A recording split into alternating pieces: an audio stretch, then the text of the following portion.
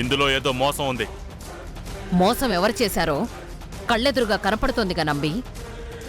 ఇది నిజం కాదు పెద్దమ్మగారు. అవునండి, మా మామ అలాంటి వాడు కాదు. ఇదెవరో కావాలని చేసిన పని. అంత అవసరం ఇక్కడ ఎవరికి లేదు. ఆ అవసరం ఉన్నది డబ్బులకి కటకట్లాడుతుంది మీరే. గాయత్రి గారు, మేము లేని వాళ్ళమే కావచ్చు, విలువ లేని వాళ్ళం మాత్రం కాదు.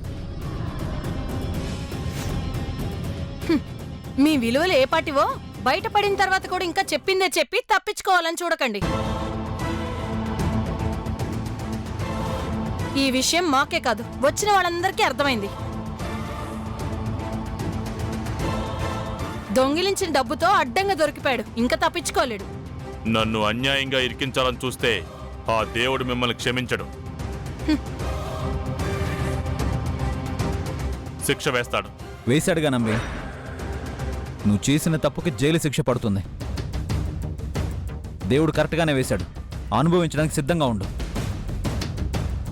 దానికి నేను ఒప్పుకోను. ఎందుకు ఒప్పుకోవు? మీ మావయ్య గదిలోంచి డబ్బులు తేవడం నా కళ్ళారా చూశాను. ఎక్కడ చూసా? ఎక్కడ చూస్తాను? లోపలే.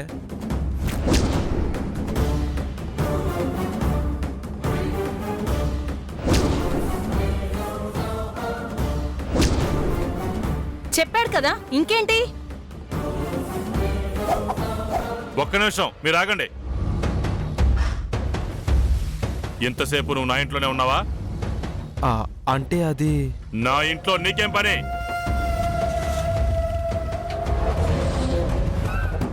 అక్కడ నువ్వేం చేస్తున్నావు?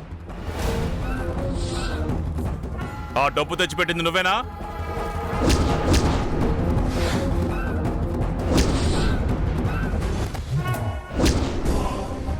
నువ్వేనా? చెప్పు. నంబి, ఏంటి నా కొడుకుని బెదిరిస్తున్నావు? వాడు నీ కంటికి ఎలా కనిపిస్తున్నాడు? నాకు ఎలా కనపడ్డాడో మీకు అలాగే కనపడేలా చేస్తాను.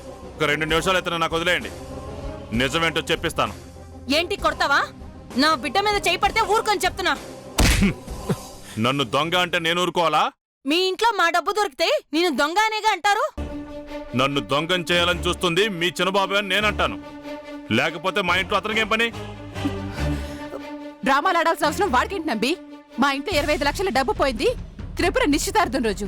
చిన్నబాబు నీ ఇంట్లోకి వచ్చింది ఈ రోజు. అప్పుడు పోయిన డబ్బుని చిన్నబాబు ఇప్పుడెలా పెడతాడు?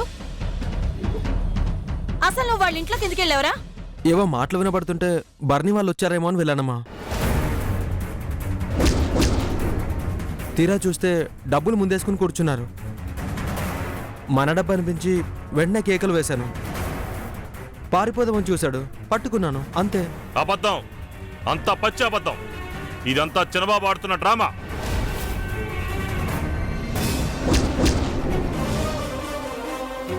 అవును, కరెక్టే కదా. అవును, వాళ్ళు చెప్తుంది నిజమనిపిస్తుంది నంబి. లేదండి, చిన్నబాబు అబద్ధం చెప్తున్నాడు. అవును, మరి మీరు నిజాలే చెప్తారు కదా. నేను చెప్తుంది నిజం పెరిగే బాబు. నువ్వు ఇంకేమన్నా చెప్పాలా? ఇంకేమన్నా అబద్ధం చెప్పాలనుకుంటే చెప్పేయి. నేను చూడాలనుకుంటున్నాను నన్ను మోసం చేయడానికి నువ్వు ఎంత నీచానికి దిగజారగలవు అని. ఎందుకు ఆలియా, ఎందుకు నువ్వు ఇలా చేసావు? నీకు తెలుసు కదా నానమ్మ తర్వాత నీ ఒక్కదానిని కదా నేను పూర్తిగా నమ్మేది. ఏమన్నావు నువ్వు? ఈ మధ్య అన్నిటినీ మర్చిపోతున్నావా? అది చాలు.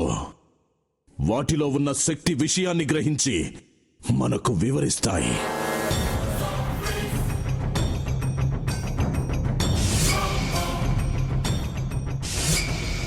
ఎవరు ఆ దండ విప్పొద్దు, గది తలుపులు తెరవద్దు.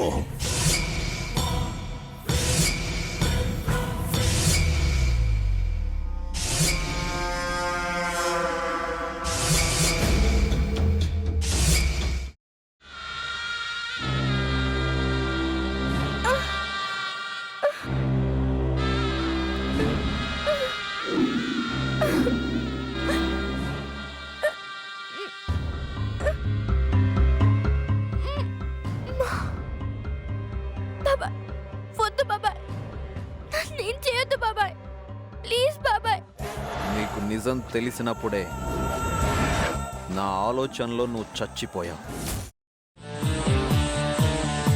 అమ్మో, ప్లీజ్ వద్దు, కొంచెం వద్దు. తినండి. వద్దు, వద్దు, వద్దు. ప్లీజ్. అమ్మో, భీమారావు గారు మీరా ఇగో మీరా కాదు సక్కుబాయ్ అవును మీ పనామే లేచిపోయిందని చెప్పి కంప్లైంట్ ఇచ్చినావు కదా. రేయ్ ఆయన కంప్లైంట్ ఇచ్చింది లేచిపోయిందని కాదు కనిపించడం లేదు అని. అచ్చా, అట్లానా? సరే మేడం. ఇడియట్. ఆ వంట మనిషి పేరేంటన్నారు? రత్తాలు మేడం. ఏం పెద్ద మంచి నీ వంట మంచిని కూడా మేడం అని పిలుస్తావా? రేయ్ హాఫ్ బ్రెయిన్